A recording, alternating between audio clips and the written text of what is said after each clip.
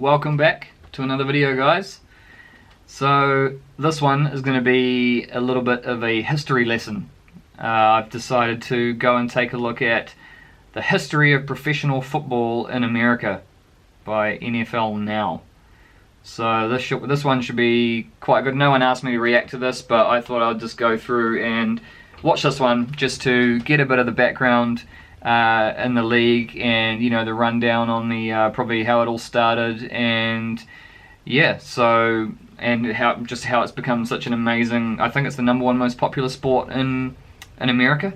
So yeah, a bit like rugby here in New Zealand being the undisputed, you know, champion of sports here. There's nothing that even comes close to it. The All Blacks is basically, you know, the whole country stops when the All Blacks play, and that's not an exaggeration. So yeah, I want to see, you know, I want to compare it and sort of you know, see just how it was born and how it became so popular. So let's get straight into it. Ever wonder how we got from this to this to this? One hand for the touchdown.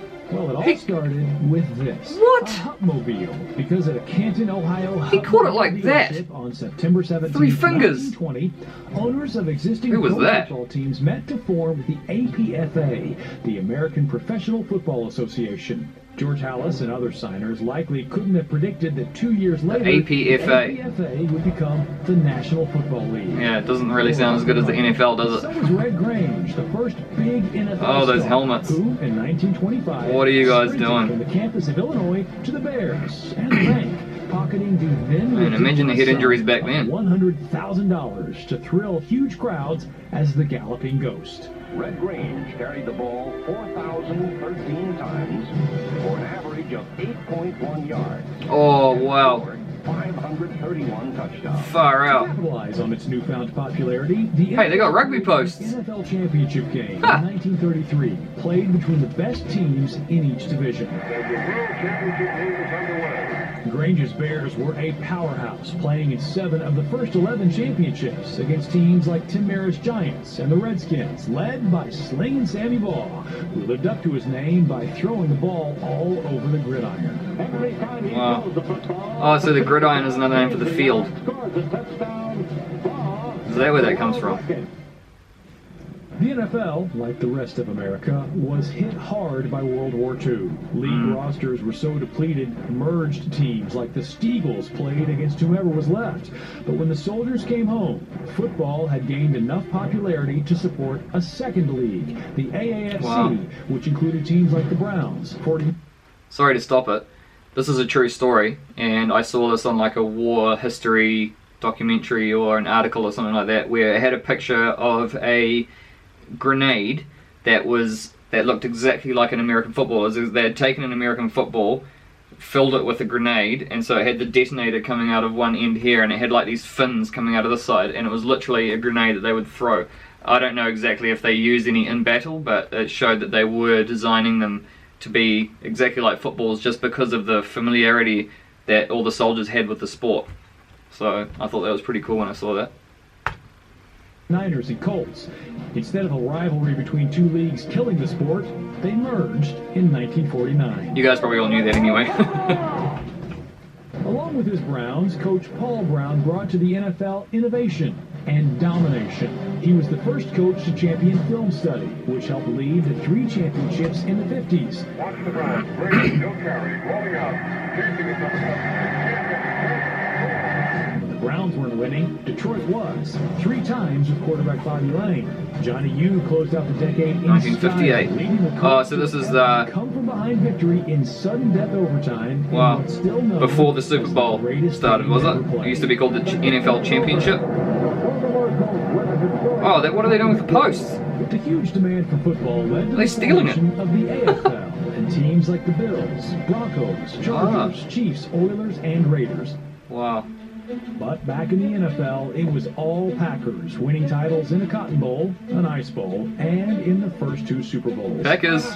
Green Bay 35 and Kansas City 10. Their legendary status secure when the league's Super Bowl 1 championship and trophy 2. was named after their head coach, Vince Lombardi. Meanwhile, Jim Brown was rewriting record books until retiring at the ripe old age of 29. In Super Bowl III, Broadway Joe's guarantee of a Jets victory stole the spotlight. Beat anybody in the world, I think we're going to win next Sunday. And when they delivered by upsetting the Colts, fans knew AFL teams weren't bit players anymore.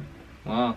It was 1970 when the NFL and AFL merged. The style of football, ground and pound. The run game was in vogue, from the Electric Company to the new champs, the Dolphins, who crowned out 2 titles. Oh, that was a big fend there.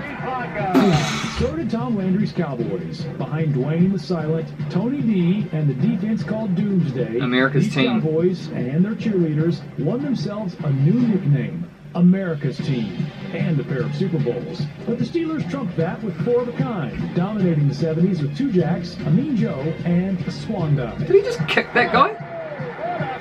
The 70s with 2 jacks, a Mean Joe, and Oh. a Swan Dive. Oh, nice catch. But it wasn't all Beautiful. handoffs during the disco era, as a bearded quarterback and a brilliant coach created a supercharged modern offense called Air Coryell. San Diego might not have won any Lombardis, but they made the Walshes, Gibbs, and Parcells take notice. Walsh's short pass West Coast offense got it done 3 times for San Francisco. Wow. So it seems like there's sort of dynasties that just come and go and take over. And Parcells set his sights on the Fugitive and any other wide open offense, winning himself 2 Super Bowls. Meanwhile, Gibbs left Coryell's coaching staff and landed back on the ground, winning the Redskins 3 titles. oh wow, Redskins have won 3. Washington Redskins. Just like their rivals in Dallas, who, led by a colorful owner, hoisted the Lombardi 3 times in the early 90s. Then God told Reggie White to sign with Green Bay, and he put the fear of God in quarterbacks on the way to the Packers' 3rd Super Bowl. While all that was happening, Jerry Rice rewrote the record books. And the Bills lost 4 Super Bowls, setting records for fan headaches. Lost But not 4 even a Super mealtime Bowls. migraine could stop Terrell Davis and John Elway from picking up 2 titles. Then the Music City Miracle ended up as a mere preview for the greatest show on turf. As the league entered the 2000s, the traditional powerhouses were crumbling in the tag-redo Salary cap. and parity era, opening the way for new champions like the Ravens and the Bucks. But it was a backup quarterback partnering with a rumpled genius that would define the start of the era's only real Brady. dynasty. Man. His duels with Peyton Manning were the stuff of legend, though it was the other Manning who would thwart Brady, along with David Tyree, who proved that it pays helmet catch. to be a heady player. How in the world did he do that? Meanwhile, Love it. Roethlisberger saw to it that Steelers fans had a ring for the thumb and the other hand. Yet, unlike the 20s through the aughts, no team this decade has repeated. Breeze saved the Saints, but got beast-moded in the follow-up. The blazing hot Ravens couldn't recharge with the lights on or off.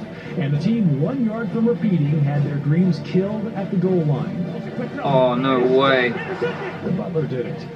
And after Dab and Devon at Super Bowl 50, that brings us up to now. 96 seasons with 97 on the horizon. The NFL has come a long way. The 100th season is going to be a major celebration. That far.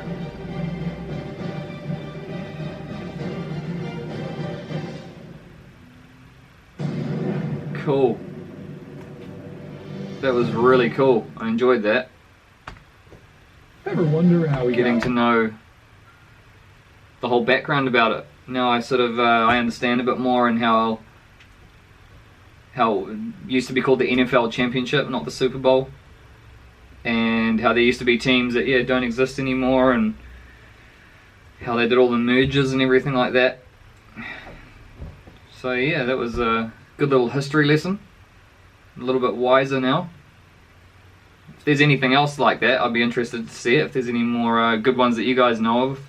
This one was quite short, so maybe I just need to do some Googling and find out.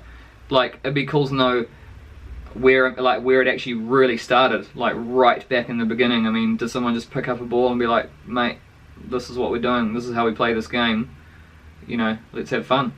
Or was it born out of something else? Or was it, yeah, how did it all start before that? Let me know. Oh well, if you like the video, make sure you leave a like and subscribe if you haven't already, and there'll be lots more videos to come. And let me know if you want me to take a look at anything else, and yeah, hang out for the next video. See you then.